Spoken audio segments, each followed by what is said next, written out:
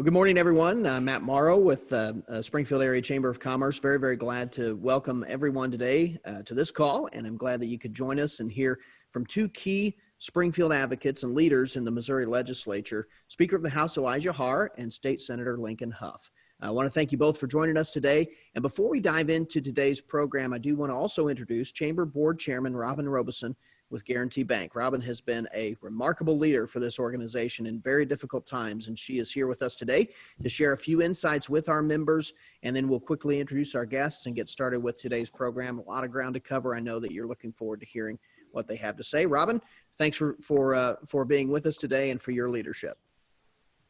Well, thank you, Matt, and thanks to everyone for joining us. I am really grateful to serve as your 2020 chairman of the Springfield Chamber Board of Directors, and especially grateful to be in this role during this critical time. This chamber and this community has been hard at work responding to the crisis. We immediately pivoted our work to meet our members where you're at in this unforeseen moment, and I did just want to share a few thoughts about that. This has been a hard time, and to call it anything else is disingenuous. We will come out of this. We will emerge stronger and smarter and more resilient, but this moment is incredibly challenging.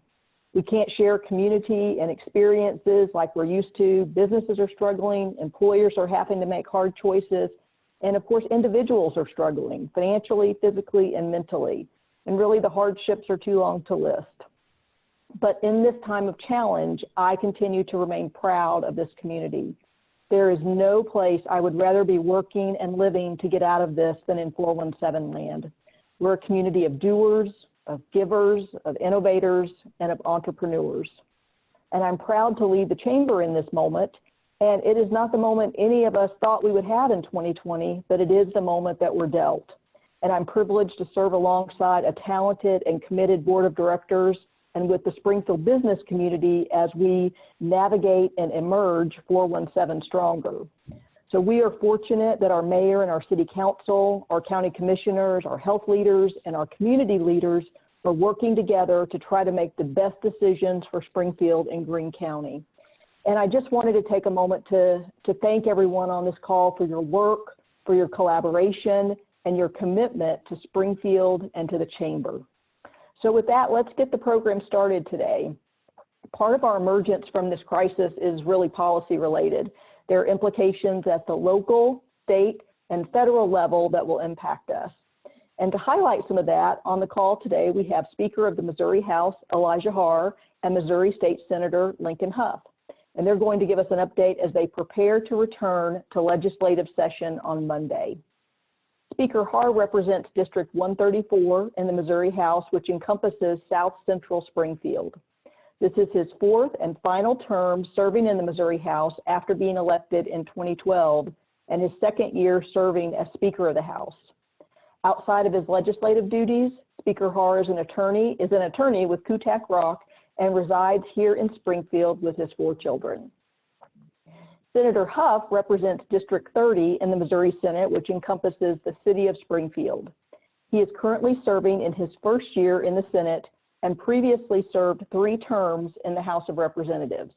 He currently holds leadership positions on both the Senate Appropriations and Transportation Committees, and outside of his legislative duties, he owns and operates a cattle farm here in Springfield and lives here with his 2 children. So we are so grateful for your leadership and your public service. And with that, I'll turn it back over to Matt to lead us through some questions for today's discussion. Matt? Thanks so much, Robin, and thank you for your leadership in this community and, of course, for our Chamber of Commerce and for sharing that message with our members, too. And thanks again to Speaker Haahr and Senator Hough for joining us today. These are 2 great advocates for our region and leaders in the state and just good friends of the business community, and really, really grateful to have you both with us today. We've captured questions submitted in advance, and we'll try to get to as many of those as we can. In addition, if you have a question that comes up during today's discussion, you can email those questions to Lauren Musto on our team. That email address is lmusto@springfieldchamber.com. That's LMUSTOE at springfieldchamber.com, LMUSTOE. at springfieldchamber.com. And we'll do our very best to get to those, although we already do have a lot that have been submitted ahead of time and a lot of ground to cover, but we'll do our very best to get to as many of those questions as possible. Speaker Haahr and Senator Hough, as I mentioned, both of you have been great advocates for Springfield and for many issues important to our region, including leading the charge on priorities like workforce development and transportation funding. However, the focus and priorities for seemingly every individual, every organization, all of those focus and priorities have now quickly shifted to the response and upcoming recovery efforts of the coronavirus pandemic. And that includes the legislature, where your attention is very much focused on this as well. So as you're gearing up to return to Jefferson City on Monday, I'd like to start first with both the House and Senate perspective on this return to session. What do each of you see in store for the next week? And how are you planning to navigate some of the challenges given our current reality? How different do you think the rest of the session will look, and what guidance has been provided for you to help keep the public and legislators safe as you return? I might start with you, Speaker Haahr, and then shift to Senator Hough.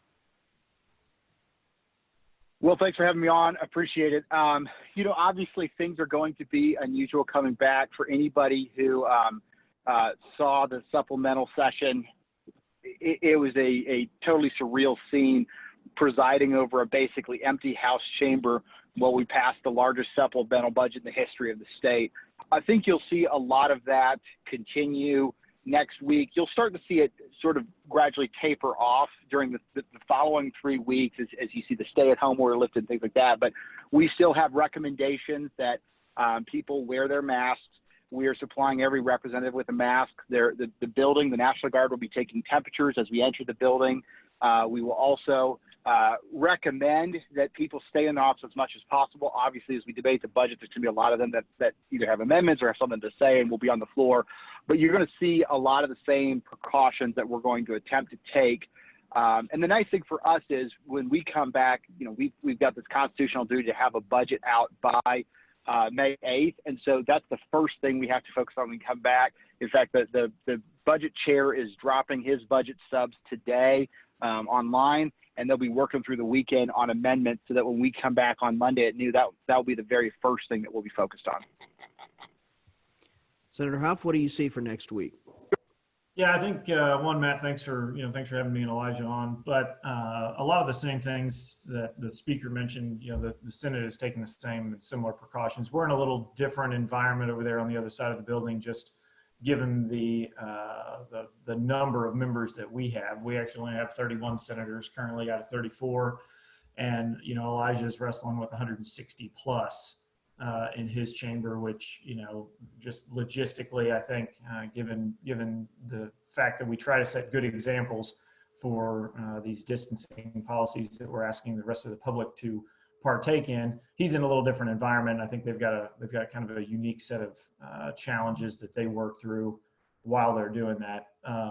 So a lot of the same things that Elijah mentioned, number one, constitutional duty by May 8th to pass this balanced budget for FY21. I think that's important. I think the other thing that's important is just to, and I think your members are, probably maybe a little more plugged in than a lot of folks, but the public just needs to be mindful that this process is going to and will always be open and transparent for people to see how not only the budget plays out, but if we end up getting to some legislation also, that you're going to have the ability to have your voice heard, have, testimony that can be distributed to if we have committees meeting, committee members and things like that. So it's not at all going to be an environment that's shut off, but I just want to remind people, just be mindful. There was a rally up at the Capitol a few days ago, and I think the same group has kind of put out a call to go, back up on Monday and meet with their lawmakers and things like that. Again, in the Senate, we're maybe a little more unique. Each member dictates and directs their office policy. And so we've got a number of members that have just said, we're not going to be open for anyone and everyone to come in and out of our offices. Now, that's not in any way trying to shut the public out. I think that's just trying to keep everyone, not just the people in my world safe, but the public safe, because we all come from, all over the state, and we travel and we have interactions with people, and it's just important at this time just to continue to keep everybody safe. Great word of caution there. And I've heard you talk about this even earlier this week about the importance of making sure that while it won't look the same, that there's still going to be a lot of transparency, a lot of effort to make sure that that's the case. And I think that's just a very thoughtful approach that it sounds like our leadership of both the Senate and the House are really taking on this. I'm going to follow up on something that was mentioned just a bit ago. The governor, of course, recently signed a supplemental budget bill authorizing $6 billion, mostly federal funds, for the state's COVID-19 response effort. And I know both of you worked diligently to get this emergency aid passed in this kind of bizarre circumstance that the speaker described. But to get that out in relatively short amount of time, can either of you outline what funding is included in that bill for our state's response efforts, and what do we need to know about it?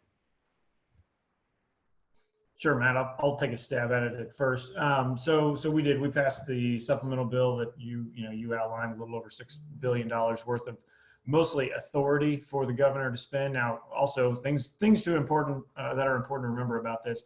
The supplemental bill actually just directs those monies for the tail end, the last couple of months of FY20. So the only authority that was granted to the governor on the spending of this runs out at the end of this fiscal year, which is the end of June. So then the money carries over and is most likely built into the 21 budget, with guidance still coming down from the federal government almost daily as to how those monies can be used.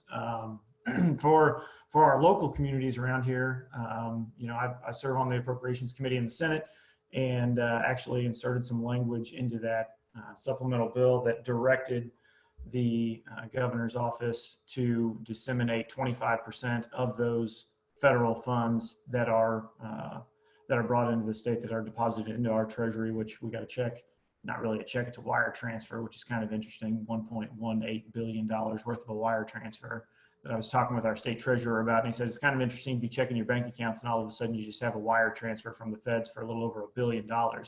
But that's how they did things. And then we expect today to get the other half of that money. So the language that I inserted into that supplemental bill directed our administration to kick out 25% of that money within the first 10 days of having received it to our local communities. Because what I want everyone to remember is that the folks that are in Jefferson City know that the people on the front lines are the ones that are dealing with this crisis, that are dealing with this pandemic. I mean, you've seen what Cox has done in their hospital, and Mercy making changes and literally building COVID-19 wards in a matter of weeks, and our public health officials that are dealing with this day in and day out. And I heard from people, literally all over the state, which I'm sure the speaker did as well, that said we're having real costs, real impacts in our communities right now, not just budgetary, Matt, but public health, almost emergencies. And so the governor did establish a working group and recently added a couple of other members to that to help direct where some of those monies are going. A lot of that is still yet to be determined by guidance from the federal government, because the last thing that we want to do is be in a position in this state where we have expended resources that then are clawed back at some point by the federal government. Now, do I think that's going to happen? Absolutely not. I think the conversations that I've had with the folks in DC and Senator Blunt's office, have said that those monies most likely will become more flexible for your states, not more restrictive. And so I think in the future we'll have additional guidance, but at least the first $500+ million of that little over $2 billion will be going out into local communities in the coming weeks. That's good news, and it's kind of this unprecedented and surreal experience. I think any morning where you wake up and there's a $1.1 billion wire transfer in your bank account's usually a good morning. But yeah, I have not experienced that. I don't know if that routinely happens for the chamber, but I'm looking forward to that moment.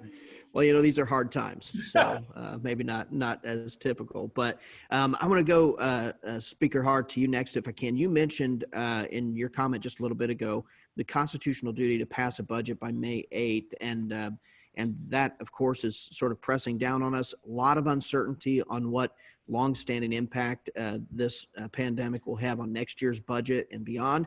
But with that looming deadline, and I know the budget currently sits in the House, Could you speak just a little bit to what you expect the fiscal 21 budget to look like, upcoming process, any possibility that you'll have to return later for further budget work? Just kind of get your perspective on that, Speaker. Well, people ask what the 2021 budget is going to look like. And if you've ever seen Rocky III and you remember when Mr. T is interviewed and his answer is pain, I think that's a pretty good summation of what the budget's going to be like. That's a great analogy. I appreciate that. Leadership in the House, leadership in the Senate, Cody Smith, the budget chair, and Dan Hageman, the appropriations chair, we met last week and sort of hammered out the new, essentially, revenue estimate, what we thought we needed, the number we need to budget off of. And we had a variety of different people come in and try to make calculations to what they believed that number was going to be.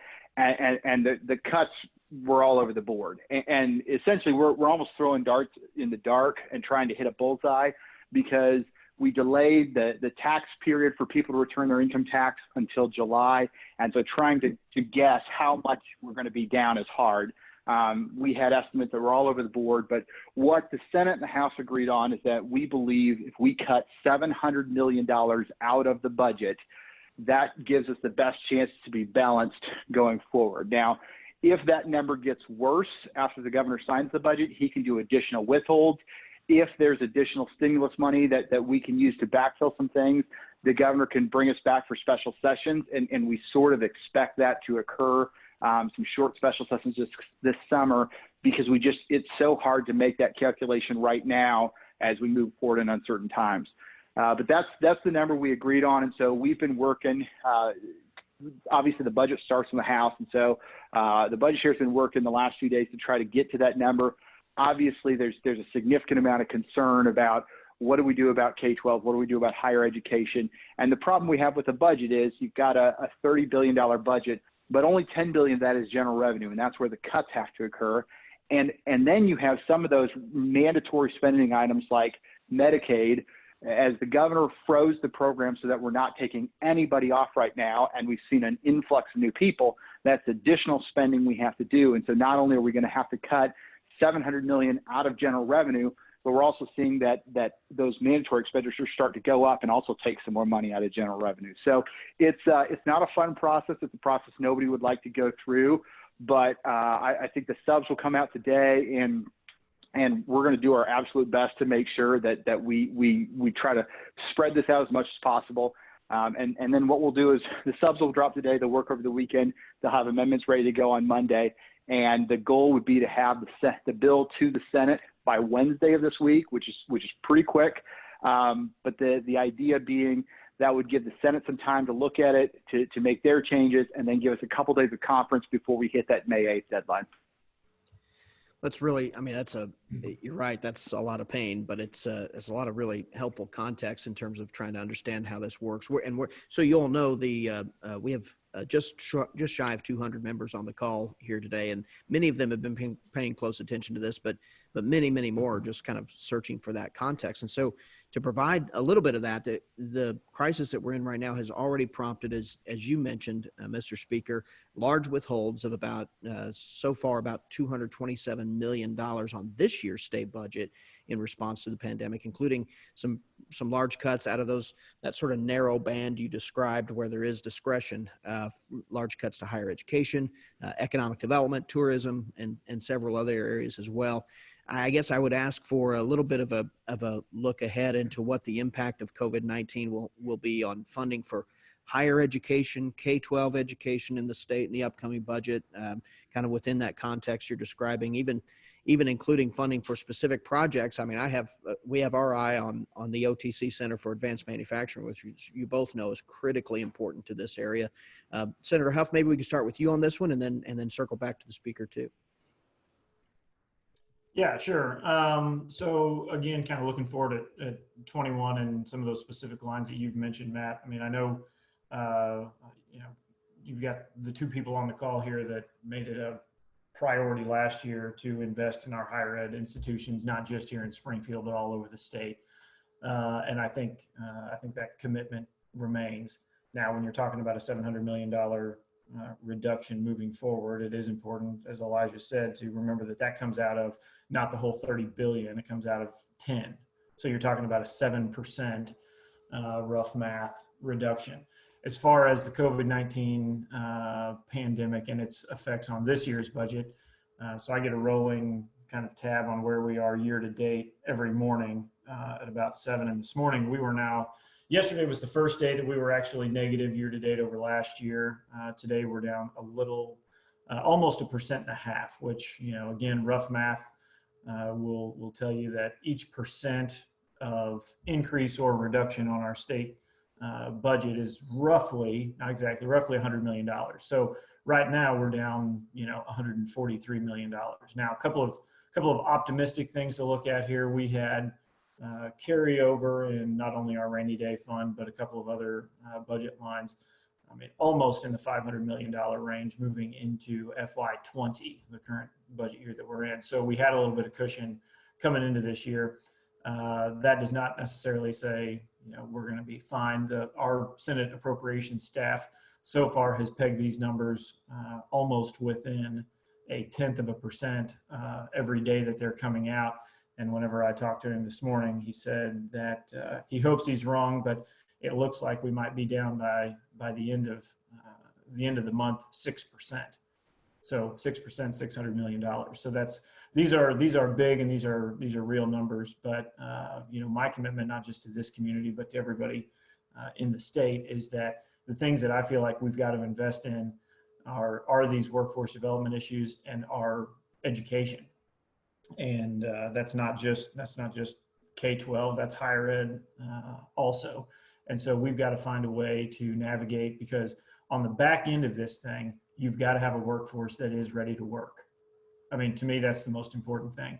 We can't do the old cut your nose off to spite your face because this is a bad time, and then we come back with a workforce that isn't ready to re-engage in our communities and in our businesses. So my commitment is going to be to work as hard as we can to make those reductions on the education lines as minimal as they can be. The other thing that I think is important for our members down here to remember is that there is an awful lot of federal money that is flowing into the state. And yes, I talked about the direction that's still coming out of Washington on how this money can be utilized. But I see a scenario where the reductions that we see in general revenue can by and large be made up with federal spending authority. Now, does that guarantee that if you cut $1 here that you get $1 back from the feds? Not necessarily. But what I want to do is, moving forward, is I want to make sure that we can build in that authority, so that if we do have then the discretion to, as you said, backfill some of that general revenue that we would have been spending with some federal money, we've got the appropriation authority to do that. Because the last thing that I want to do as a guy who raises cattle is be running back and forth to Jeff City when I need to be baling hay all summer, passing a bunch of small supplemental bills and adding authority to some lines that we can take care of here in the next couple of weeks. Good perspective. Very helpful. And, both, for those listening, if you're not as familiar with it, both of these guests today, so instrumental in getting significant new funding to our area, to this area, for supporting workforce development and higher education together, both Missouri State and OTC. Just tremendous effort. Speaker, anything to add to what Senator Hough shared in that regard on this topic? Well, I think Senator's right, and when I start with talking about pay and how bad it's going to be, I kind of like setting the expectations low. But he hit on a couple points that I think bear repeating. Number one, we have been a pretty conservative state the last couple of years. We've been adding more money to the bottom line and sort of stocking money back. And so the situation that we're facing in Missouri is significantly less severe than other states are facing. That's the first thing. The second thing is, as he mentioned, a lot of this federal money that's starting to flow to states is delineated for certain things. Now, it comes with very strict guidelines, and we keep getting new guidelines, so it's not as flexible. But in a lot of ways, the money that we cannot spend, there's going to be additional money coming in. And so while it may not be reflected on the balance sheet, I think there is going to be a pretty significant offset. And in some cases, a lot of these places will end up receiving more money. It'll just be specifically targeted for situations like this. The third and last thing, and sort of looking forward, and I'm not going to promise this because I have not seen the final drafts of the subs of the House budget here is going to drop, but what he has assured me of is he's gone through. We talked about a $700 million cut. His initial budget, anyways, that was prepared with 6 weeks ago, had already cut over $100 million off the governor's recommendation. So he only had to go looking for $600 million in cuts. With some of the carryover and transfer of funds, he believes that his substitutes that will drop today will not have a cut in K-12 funding. It will try to keep it flat, but it will still fully fund the foundation formula as we've done every year since Scott Fitzpatrick was our budget chair 4 or 5 years ago. And then his goal will be to minimize the cuts on higher ed. There probably won't be new discretionary items in the budget, but as much as possible to try to keep that funding where it was last year. Obviously, there's a lot of places that he's finding $10 million, $15 million, and $20 million to take out. But he said those were the two things to him is, when you take a $10 billion general revenue fund, a little bit over $4 billion of that comes out of higher education, and you're supposed to cut 7% across the board. He's trying to figure out a way to cut as minimal amount from that $4 billion and then spread the rest of the cuts out through everything else. So we're working. It'll be a process, and obviously it's incredibly helpful to have the vice chair of appropriations being from Springfield in the Senate, because the work that gets done always has to run through Lincoln, and it gives us the best chance to make sure that whether it be higher education, community colleges, K-12 funding, we've got the best seats at the table to make sure that we manage our way through this pretty difficult process. You both mentioned in different ways this idea of some reserve funds that have been held back or put back, and I don't want to give I don't want to overestimate what's there, but it might be helpful if someone could maybe walk through for our members who are listening today how that rainy day fund works, and if there are other reserve funds that are there, how those work. What is, I mean, obviously this is about as rainy a rainy day as you can find, but we've heard about that over the years. What is that? How does it work? If you could just give a little bit of an overview for people who are maybe hearing about that for the first time. Yeah, sure, Matt. I'll take a stab at it. We talked about the budget reserve fund or the rainy day fund. A couple of important things to remember about that is that's something that oftentimes the Treasury does just for cash flow purposes. Because we have quarterly payments that come into the state from businesses and quarterly payers, and then we generally have our big April where tax receipts come into the state, and so this is not like a lot of say businesses that have almost even cash flow week to week or month to month. We kind of have highs and lows. So this rainy day fund or budget reserve fund is something that there's generally several $100 million in that the Treasury actually just utilizes to balance the checkbook, so to speak, from month to month. The other thing, when we actually do fill general revenue holes in our budget with rainy day funds, those are paid back over generally a couple of years with interest to the state. So again, kind of interesting thing. That'd be kind of like you as an individual, you've got your savings account, your checking account's running a little low, and so you borrow, whatever from your savings account, stick it over in your checking account, and then have the accounting practice of paying an interest almost penalty back to your savings account, which maybe, on the personal end might be an okay thing to do. It's kind of interesting to do as a state, because then we're tasked with taking money out of general revenue in subsequent years to plug back into that rainy day fund. When I mentioned that there's several $100 million that we, kept moving into this year, it has been a practice for as long as I've been, in all 6 years I was in the House and now the second year in the Senate, always been a part of the appropriations process, but we've never spent all the money. Okay, we've always carried over, a couple hundred or left $100 million on the bottom line moving into the next fiscal year, just as kind of a conservative, business-minded approach. People, in my opinion, expect services for the money that they pay into the state, and we hopefully deliver on most of those services, if not all of them. But at the same time, to me, it's prudent to have a little bit of that holdover moving into the next year, if for nothing else than just some short-term cash flow as you have these ups and downs in our accounting practices in the state. It's very helpful, and again, I think that's just one of those things is people think this through and try to get their heads around how how the budget process works in a time like this. Just helpful to know where those assets are. And as people maybe some may not be familiar with the Hancock Amendment and some of the rules that are in place on the state, there are.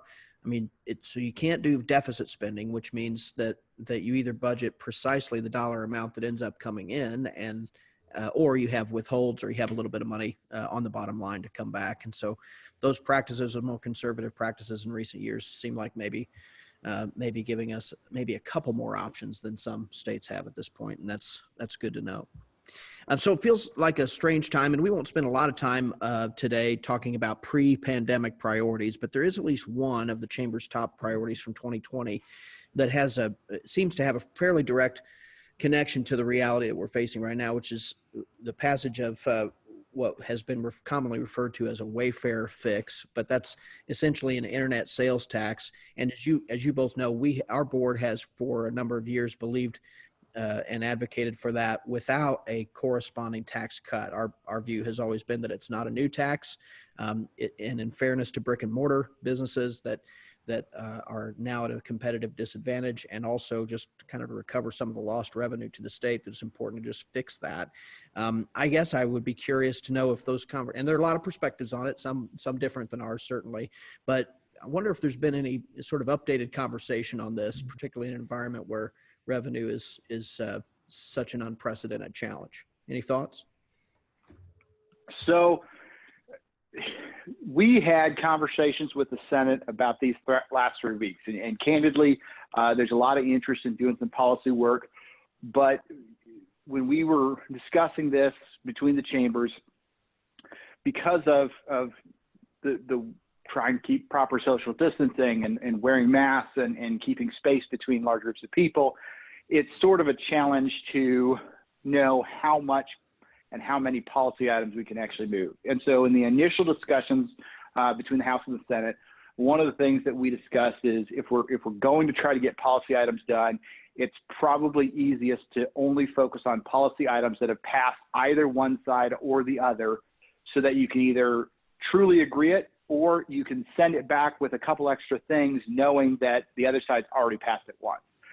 The Wayfair fix has not been passed by either the House or the Senate, either last year or this year. And that makes it somewhat of a difficult lift to try to get done. Now, I will tell you, it's one of the most talked about items in Jefferson City, particularly since this happened. I know there's a lot of conversations in both the House and Senate about, is there a path to try to do that in the last 3 weeks?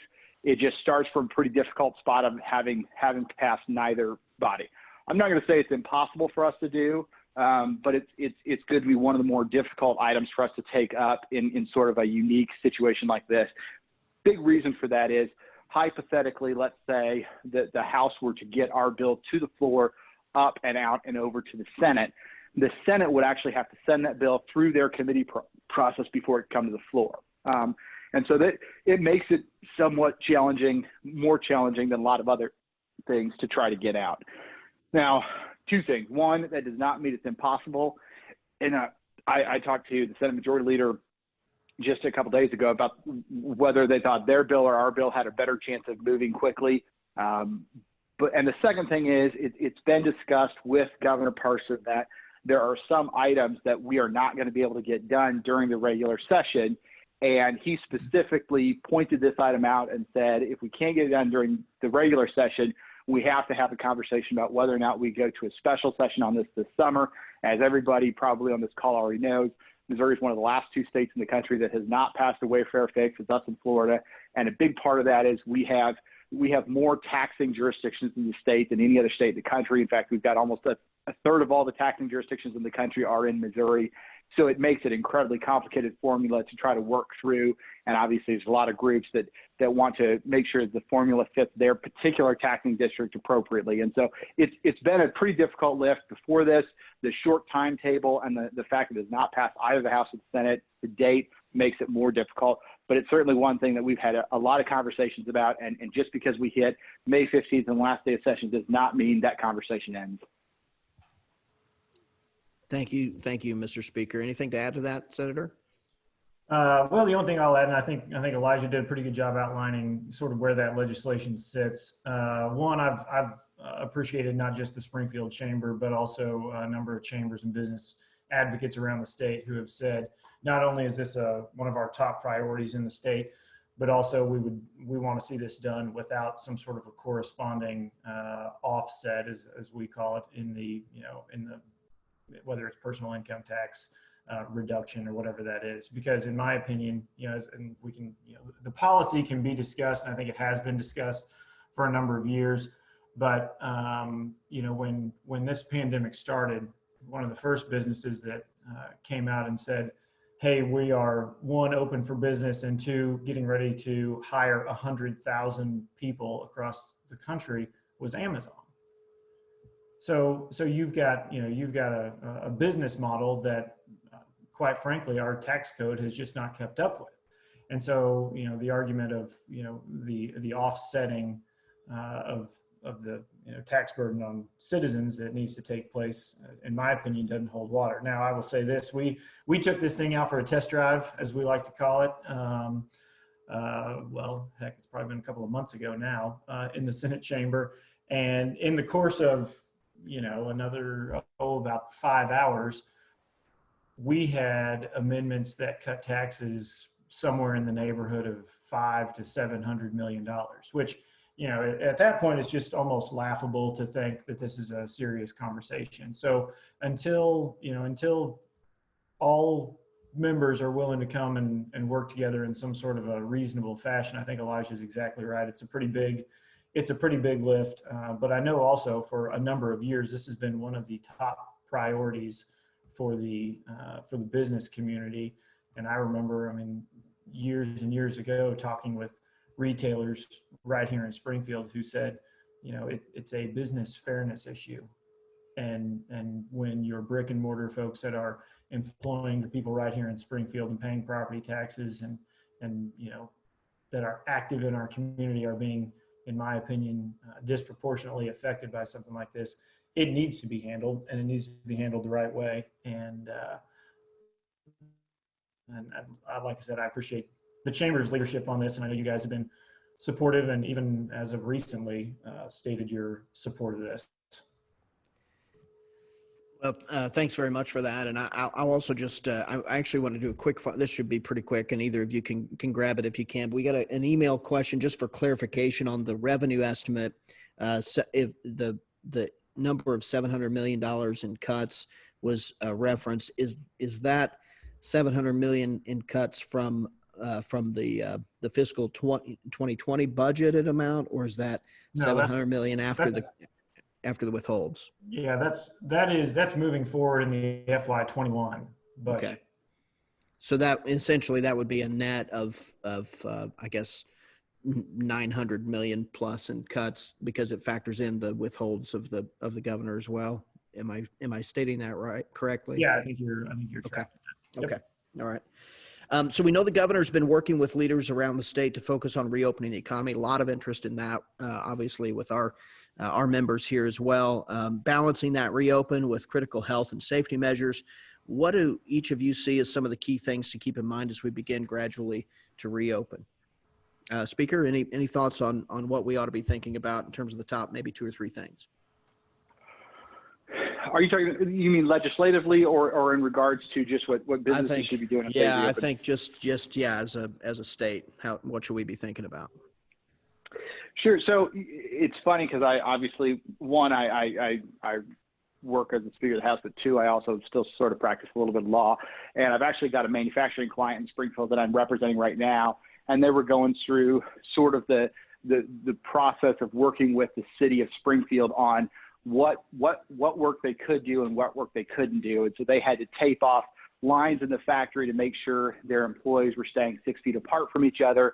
And under the first order, they could fulfill certain contracts, but it's been relaxed for the second one. And so first off, credit to the city. They've been incredibly great to work with. But I think that's one of the important things for businesses around the state to remember is that your local government doesn't necessarily want you to stop working. They don't want jobs to leave the area. They want you to be able to work, but we want to do it in the safest way possible. And so to the extent possible, having businesses working hand in hand with local governments to make sure that whatever way they reopen in the safest way possible. The goal was to flatten the curve. I feel like we did that. The gold standard, the University of Washington has said we're past the peak, but that doesn't mean that we're going to zero. It just means that we're no longer going up, that we've peaked, and we're still going to have new cases. And so I think that'd be the biggest thing when you're a business. If you can find ways to reopen while maintaining as much safety as possible, you're going to have a much more successful relaunch. If you look around the state, we've sort of seen the peak and we're down, but we're starting to see these random pop-ups. Saline County, where you might have a pork producer that suddenly has 70 cases come out of it. Those are the types of situations that we're trying to avoid as the state starts to reopen. And so I've seen a lot of discussion about how we're going to do some creative ways. It started with curbside delivery and things like that. As we see hair salons and barbershops and restaurants start to reopen, you're going to see a lot of people, they're going to space the tables, or they're going to, when you get your hair cut, they're going to be wearing masks and gloves. A lot of that stuff, working hand in hand with your local governments on how to do it in a safe way, will pay huge dividends as the state starts to recover from this. I actually would like to follow up with you if I could on that. Rely on your legal expertise a little bit, counselor, and then there are probably some policy implications for this too. That's a very dangerous idea. Yeah, don't worry about it. You're just providing legal expertise for about 180 people here. They're going to run with it. But there's this really delicate balance for business that's here, and you actually touched on it. That's kind of why I wanted to follow up. It's going to come with its own set of challenges and potential business liabilities. We're really in uncharted territory. Lots of questions from our members about what their liability looks like in the future, related particularly to the disease, people who get the disease and think that maybe they picked it up at work, or maybe they did pick it up at work, or for that matter, how do you protect those high risk employees without discriminating based on age or violating some sort of health privacy? Just a lot of room here where it feels like there could be some liabilities. Or any thoughts you have on that, just as an attorney, but also I would say any thoughts in terms of what maybe there could be a future legislative action that might hold business harmless in this new reality too? Sure. So I'll start as an attorney and I'll finish as a representative. First off, and without trying to brag too much on the colleagues that I work with, my firm, Mike Texer from my firm, had put out some stuff a few weeks ago in the Springfield Business Journal, just some general guidelines to consider. And I know we've had an influx of people calling us and asking, hey, what are the legal ramifications of all this? And so obviously, if you're a company and you're trying to decide how you want to reopen, you have concerns, or you've had people that work with you test positive and you want to make sure that you're following the letter of the law, obviously I recommend talking to an attorney. A lot of the law firms in town are seeing a lot of these questions start to filter in. And so they've shifted their practice. And I know my firm has shifted our practice to sort of answer those questions to the best of our abilities. On a political side and sort of statutory side, if you look nationally, we've seen several states, Illinois and New York being two that I can think of off the top of my head, that have added additional immunities for healthcare workers while they're operating in the COVID-19 crisis. And those statutory changes differ a little bit. Some have to do with how they treat patients that have the coronavirus, and some just have to do with basic laws during this period, whether or not the statute of limitation is told during this period and things like that. And so we're sort of gathering that. I was actually on the phone yesterday with some people from out of state. They were talking about what their state has specifically done to manage that situation.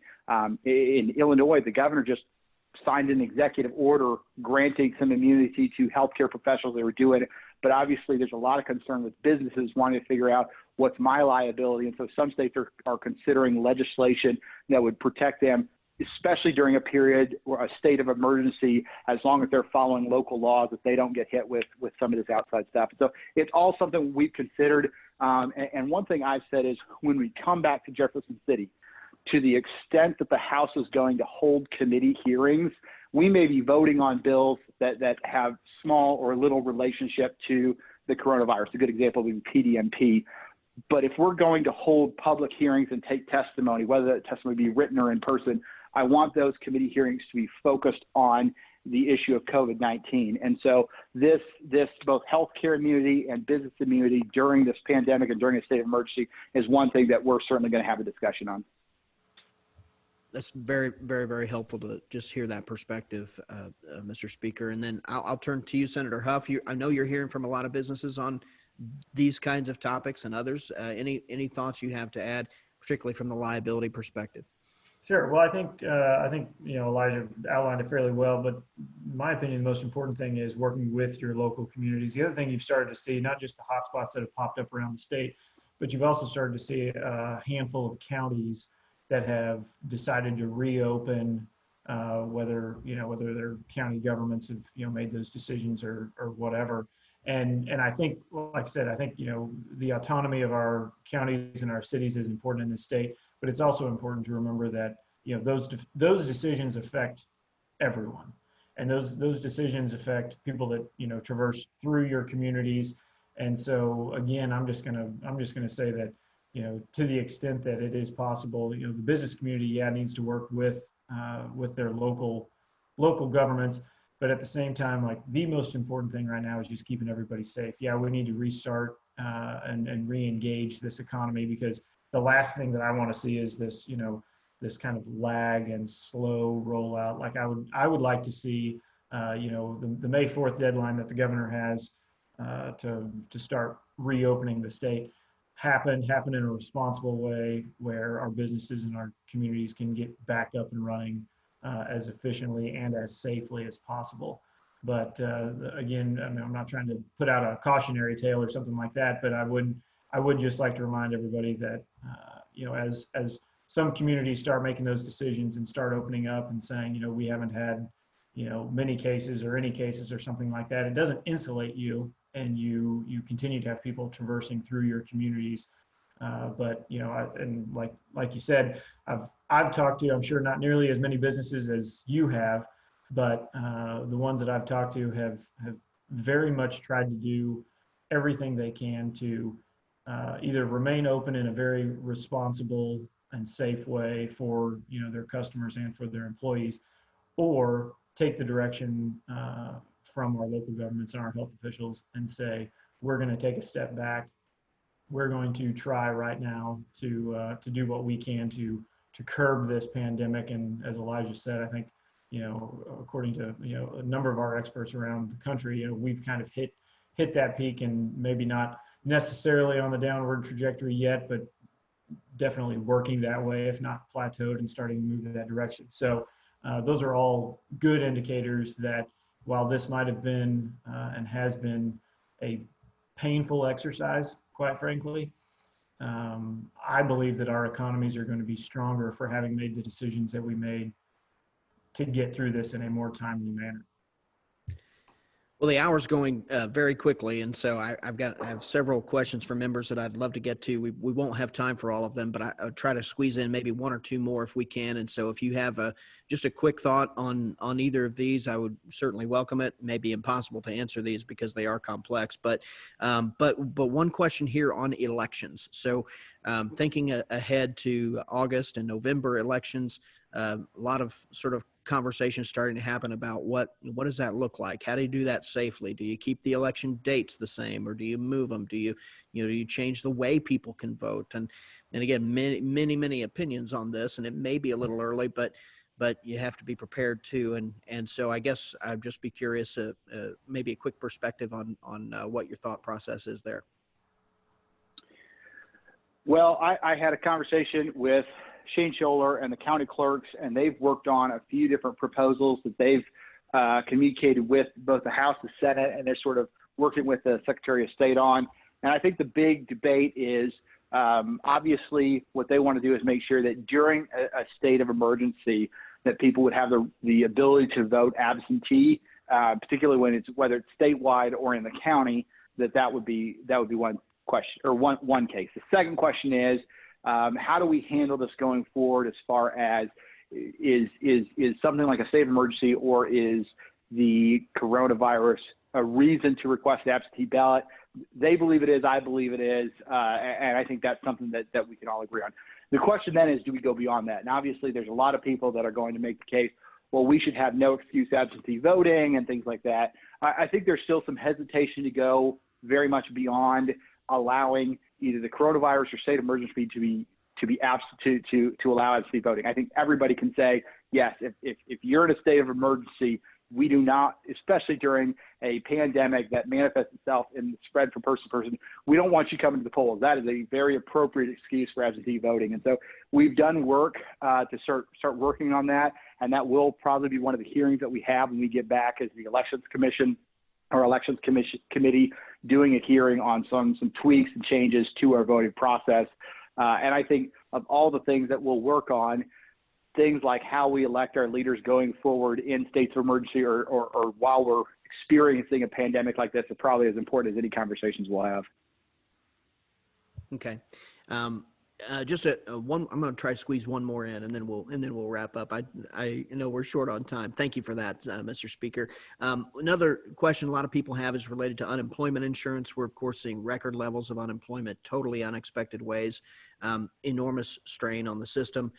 Have there been any discussions about how we ensure the solvency of the unemployment trust fund as we come out the other side of this, or is it too early for that? No, I don't think it's too early for that, Matt. And you and I talked about this very early on in this pandemic and the decisions that communities started making in shutting down economies. And some of the first calls I got were from businesses who said, "Hey, I've talked to my attorneys, I've talked to my accountants, and given the fact that I'm essentially being forced to lay off a significant portion, if not my entire workforce, what is this going to look like for our business moving forward in our unemployment insurance premiums in the following years?" And so Senate leadership and House folks met with and discussed with our Department of Labor and the administration very early on in this to make sure that this situation was not going to affect those businesses moving forward in the next calendar year. And we've gotten the short version of this answer is we've gotten assurances from our Department of Labor that unemployment insurance for our businesses will not be going up next year due to forced layoffs and shutdowns of employers around the state. So the second part of your question is what do we do with the unemployment trust fund moving forward? And I think again this is going to be a spot where the few $billion that we have coming in from the feds can be utilized to shore up a couple of those funds that we've got that are going to be disproportionately affected by this pandemic. Okay. I have one more very serious question I want to hit you both with. It's lightning round, so it's kind of a either or. As you're about to return to the legislature, I want to know which job is more challenging, navigating the politics and policies of the Missouri legislature or being a homeschool dad in quarantine. Which is harder? Homeschool dad in quarantine. I have 100%. Well, that was the easiest question. The easiest question of the day. You guys were quick on that. No filibuster, no nothing. All right. Well, listen, I know we haven't covered everything. You have been incredible guests, though, for us today. Thank you so much, both Speaker Elijah Haahr and Senator Lincoln Hough, for doing this. I know that there are probably more messages you'd like to share with our members, more questions they have for you, but I want to be respectful of your time. We couldn't get to all those questions, but really appreciate you joining us today. Thank you both very, very much. My pleasure, man. So as we wrap up the program today, I just want to share a few important things. First, Speaker Elijah Haahr, Senator Lincoln Hough, thanks so much for taking the time to speak to our members. Again, close to 200 of them on the call today. Very, very grateful for your leadership and for representing Southwest Missouri in the state legislature so well. And good luck next week, and please stay safe as you go back as well.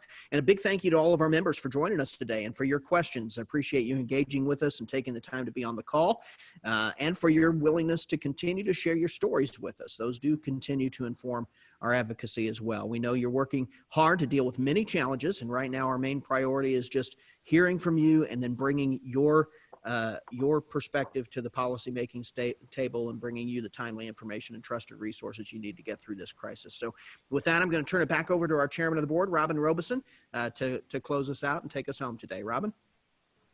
Well, thank you, Matt, and thank you again to Speaker Haahr and Senator Hough. We appreciate all your time this morning, and even more so appreciate your work on behalf of our community.